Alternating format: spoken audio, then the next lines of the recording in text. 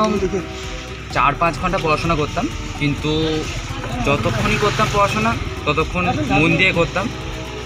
তারপর শেষে আমাদের স্কুলে পরীক্ষার জন্য চাপের সময়তে পড়াশোনা বাড়িয়েছি, এবং যখন দরকার হয়েছে বাড়িয়েছি। শেষের দিকে 10-12 ঘন্টা করে পড়াশোনা করতাম, কিন্তু শুধু পড়াশোনা না, সব দিকেই মন দিয়েছি। ঠিক আছে, করে তারপর ভবিষ্যতে কী হতে চাও? স্ট্যাটিস্টিক্স নিয়ে করার ইচ্ছা আছে। কোনো বিশেষ কারণ আছে তার? না, তেমন কোনো বিশেষ কারণ না, ওটাই আমার ইচ্ছা, পছন্দের স্যার। এবার র্যাঙ্ক করার পেছনে কি রামকৃষ্ণ মিশনের? হ্যাঁ, অবশ্যই পরিবেশ, সবার ভালোবাসা এবং সাহায্য, একটা ডিসিপ্লিনের মধ্যে থাকা, লাইফটা লিড করা, শুধু তাই নয়, সর্বদা খেলাধুলার মধ্যে থাকা, তাই জন্য পড়াশোনার ইন্সপিরেশন। আর মহারাজ, দাদা, তারপর নারায়ণ দাস, সৌরভ দাস, সমরেশ দা, এদের গাইডেন্স।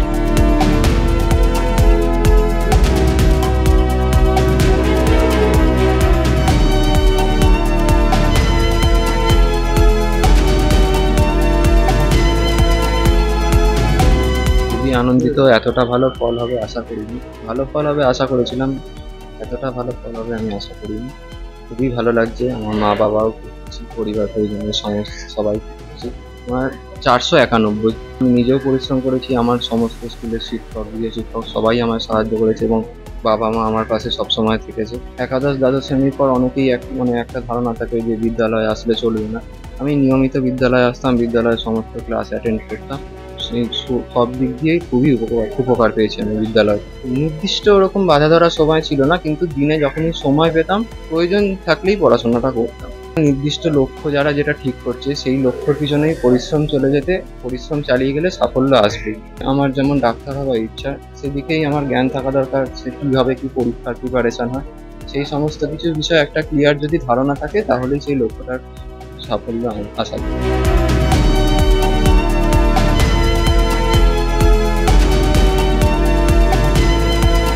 ভালো লাগছে, খুব আনন্দ হচ্ছে। আর এই স্কুলের অবদান খুব বেশি ওর পক্ষে। ও স্কুলকে খুব ভালোবাসতো, রেগুলার আসতো, স্যারেদের খুব পছন্দ করতো, পড়াগুলো মনোযোগ দিয়ে শুনতো। এই সমস্তর জন্যই ওকে এগিয়ে নিয়ে গেছে এই সাফল্য। বাড়িটা পড়াশোনাই পছন্দ করে আর খেলাধুলা করতে খুব ভালোবাসে। সুযোগ পেলেই বন্ধু বান্ধব ডাকলে মাঠে গিয়ে ক্রিকেট, ফুটবল যখন যেরকম পারতো খেলতো। আর বাড়িতে সুযোগ পেলে, আমাদের টিভি নেই, ও মোবাইলে খেলাটা দেখতে। ওর তো ডাক্তার হওয়ার ইচ্ছা, এবার ওর ইচ্ছাটাই আমরা প্রাধান্য দেবো। যেদিকে যেতে চাই সেটাই এগিয়ে নেওয়ার জন্য চেষ্টা করবো।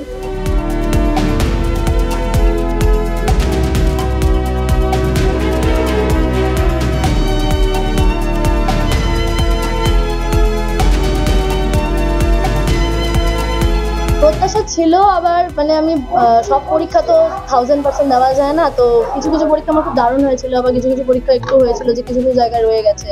তো ছিল এক্সপেকটেশন, আমার ছিলও না, দুটোই ছিল না, এর মধ্যেই ছিলাম আমি। মাধ্যমিকে 91% পেয়েছিলাম, যদিও ওটা আসার অনেকই কম, কারণ তখন করোনার সময় ছিল, আমাদের করোনার পরে প্রথম পরীক্ষা হয়েছিল, তো আমরা সেরকম প্রিপারেশন করতে পারিনি। আমার শিক্ষক শিক্ষিকা ছিলই, তারা আমার পিছনে প্রচুর খাটনি করেছে। তাছাড়া আমার মা ছিল, যে পরীক্ষার আগে আমার পিছনে এত ছিল, আমাকে রুটিন করে দাও, আমাকে রুটিন করে দিত, কখন কি পড়তে হবে, কখন কি করতে হবে। মা এগুলো আমাকে বলে সবসময় আমাকে আমার সাথে থেকে আমাকে বহুত সাহায্য করেছে বলেই আমি আজকে এখানে। নাচ ভালোবাসি প্রচন্ড ছোটবেলার থেকে, তো আমি দুটো নিয়েই থাকতাম।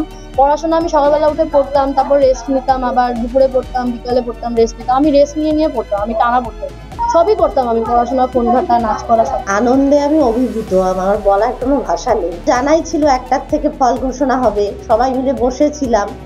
এবার এক এক করে তো নাম বলছে, যখন 6 নাম আসলো, তখন যখন ওর নামটা বললো, আমি তো চিৎকার করে উঠেছি, আর মেয়ে তো কান্নাকাটি একেবারে আনন্দে। এইভাবেই জানতে পারলাম। ছোটবেলার থেকেই ওর ইংলিশ নিয়ে পড়ার ইচ্ছা, আর তার সাথে সাথে নাচটা নিয়েও এগিয়ে যেতে চায়। টিভিতে প্রথমে আমি দেখিনি, আমার একজন বন্ধু জানালো, তখন সঙ্গে সঙ্গেই আমি খুলে দেখি, আর দেখছি আমার নাম কিছুক্ষণ আগেই জাস্ট বলা হয়েছে। খুবই ভালো লাগছে। কি হতে চাও বড় হয়ে? বড় হয়ে ডাক্তার হতে চাই। কজন গৃহ শিক্ষক হয়েছে তোমার? 4 জন। ক্রেডিট তো সবাইকেই দিতে হবে, তবে বাবা মাকে সবার আগে দিতে হবে, তারপর টিচার, এছাড়াও দাদু, দিদা, মাসি, তারাও সবসময় পড়াশোনার পাশে থেকে। সব থেকে অনুপ্রেরণা যদি সেটা আমার মা।